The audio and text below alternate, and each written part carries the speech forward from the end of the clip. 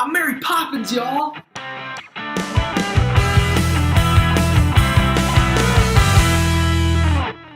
Alright, Marvel's Guardians of the Galaxy Volume 2 is the sequel to the James Gunn written and directed Marvel's Guardians of the Galaxy. Came out in 2014. Now, right off the bat, I had such a fun time with this movie. It is so enjoyable. It picks right where we left off at the end of Volume 1, which I really liked. It was like picking up a comic book, you end one issue, and then you get to the next issue, and it's bam, right away, we're into the next story, and it was great. But is it as good as the first one?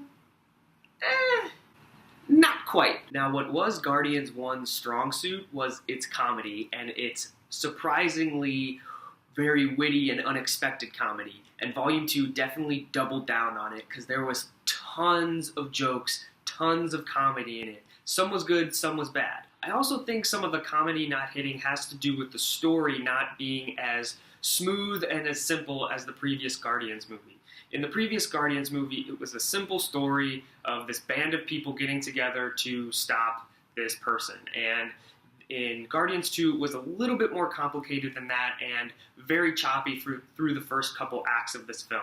And I think it was to the comedy's detriment that there was so much comedy because they were trying to pack it all in, but trying to do a confusing story at the same time, and you weren't really sure what was going on. You still enjoyed it, and you were still having a really good time, but I think that's why some of the comedy didn't hit. Speaking of the story, James Gunn is on record saying that he had borrowed a lot of Empire Strikes Back elements for Guardians of the Galaxy Volume 2. Now, every director who is directing or writing a sequel to a huge hit movie always says, we're gonna make it dark and gritty, or it's gonna be the Empire Strikes Back of this franchise. Everyone says that, and it usually doesn't work. But this time, I can actually see that James Gunn was actually borrowing some plot points from Empire Strikes Back, and I really liked it. Kurt Russell plays Ego, the Living Planet, who is Chris Pratt or Star-Lord's father in Guardians of the Galaxy Volume 2. Now, let's just take a second to break it down now. Kurt Russell plays Ego, the Living Planet. He is a planet who is smart enough to create himself as a person. And the person looks like Kurt Russell. That is so weird, but it's awesome. We've made it. Marvel has made it. You think about that and you're just like, oh, it's kind of weird. I'm okay with it. I get it. Good for you, Marvel.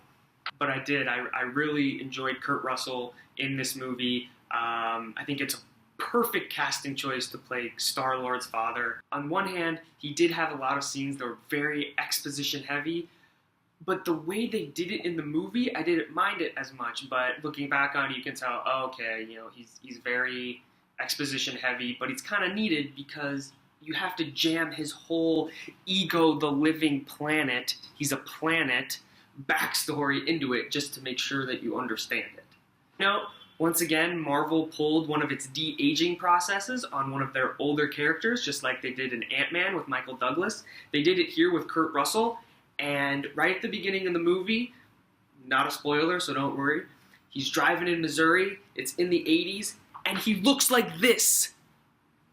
They made him look like this, and it was awesome. Flowing hair, it was beautiful. Another thing that I really liked is they really fleshed out Michael Rooker's character, Yondu, in this movie. He took from what was a small role in Guardians of the Galaxy 1, and they pretty much, again, doubled down on it, and he was in it for most of the movie. Could say that he joined the Guardians, and he was one of my favorite parts of this movie. He was perfect, his acting was great, kind of gave you the feels a little bit at some points during this movie. I thought he did an all-around great job. James Gunn also did a great job of fleshing out some of the other Guardians in this story.